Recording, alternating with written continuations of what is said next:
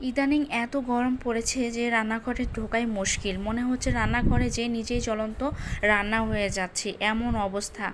একদমই রান্না করতে মন চায় না। তারপরও আমরা যারা মহিলারা রয়েছি আমাদের তো প্রধান কাজ, তুমি সুস্থ থাকো আর অসুস্থ থাকো, যে পরিস্থিতি থাকো না কেন তোমাকে রান্নাঘরে যে রান্না করতেই হবে পরিবারের সদস্যদের জন্য। আর যদি রান্না না করি আমরা, তাহলে ওরা খাবে কি বলুন তো? তো সেই ভেবেই রান্না করতে হবে। তো আগের দিন আমি নোনতা শাকটা একটু ভাপিয়ে রেখেছিলাম, তো যার জন্য আমার আজকে অনেকটা কাজ সহজ হয়ে গেছে। সকালবেলা উঠেই নাস্তাটা সেরেছি, একদম সোজা রুটি আর ডিম পোচ করে নিয়েছি, সাথে কিছু ফল ছিল। তো এগুলো দিয়ে নাস্তা করেছি, আর রং চা তো ছিলই।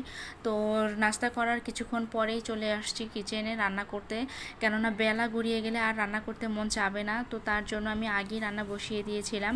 তো নোনতা শাকটা আমার ভাপিয়ে নেওয়া ছিল, সেইটাকে একটু সুন্দর করে আমি পেঁয়াজ মরিচ একটু ভেজে নিয়েছি। আর সজনে ভর্তা করব, যার জন্য একটু সেদ্ধ দিয়ে বসিয়ে দিয়েছি। আর এইদিকে এটা হচ্ছে ডিমা শাক। এই শাকটা আমার বেশি একটা পছন্দ না, আপনাদের ভাইয়ার খুব পছন্দ। আর এখানে দেশি যে লাল আলু রয়েছে আমাদের উত্তরবঙ্গের, এই লাল আলুটা আমার খেতে অনেক মজা লাগে, আর এটাতে ভাজি খেতে অসাধারণ লাগে। তো তাই একবারে চিকন চিকন করে ঝুরি করে কেটে নিয়েছি যতটা পেরেছি। আর এই শাকটা কিন্তু প্রচণ্ড রকমের তিতা হয় ভাই রে ভাই, বিশ্বাস করেন। করলা কি তিতা, তার থেকেই দ্বিগুণ পরিমাণ তিতা। আর এই ডিমা শাক আমার বরের এত পছন্দ, যা ভাষায় প্রকাশ করা যাবে না। বলে তুমি খাও না খাও কোনো সমস্যা নেই, আমাকে তাও আমিই খাচ্ছি। তো ঠিক আছে নাও। তো তার জন্যই আর কি বেশি করে পেঁয়াজ দিতে হবে এই শাকটায়। অনেকটা পেঁয়াজ মরিচ ভালো করে একটু ভেজে নিয়ে একটু লবণ আর হলুদটা দিয়ে একটু নাড়াচাড়া করে নিয়ে প্রথমে আলুটা দিয়ে দিতে হবে। এই আলুটা রান্না হতে একটু সময় লাগে, তাই আমি কুচিয়ে সুন্দর করে পানির মধ্যে একটু ভিজিয়ে রেখেছিলাম।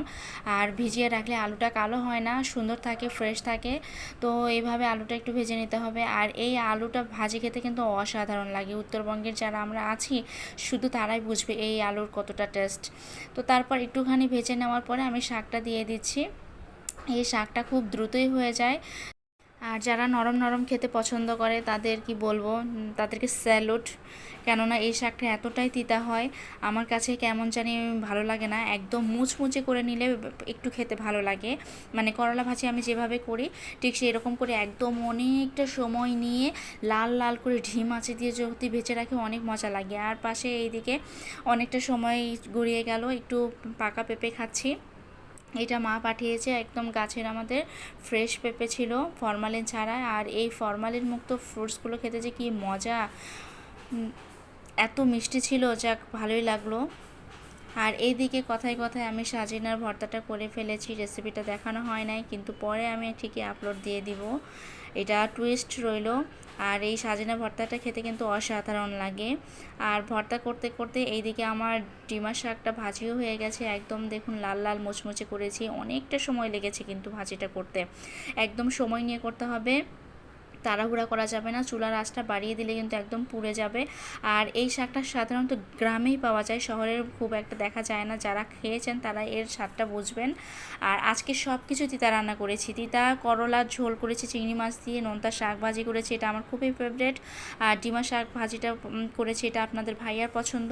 আর সাজিনার ভর্তাটা আমাদের সকলেরই পছন্দ। তো সব শেষে রান্না করে আমি সার্ভ করে দিয়েছি, আর একটু সালাদ রয়েছিল।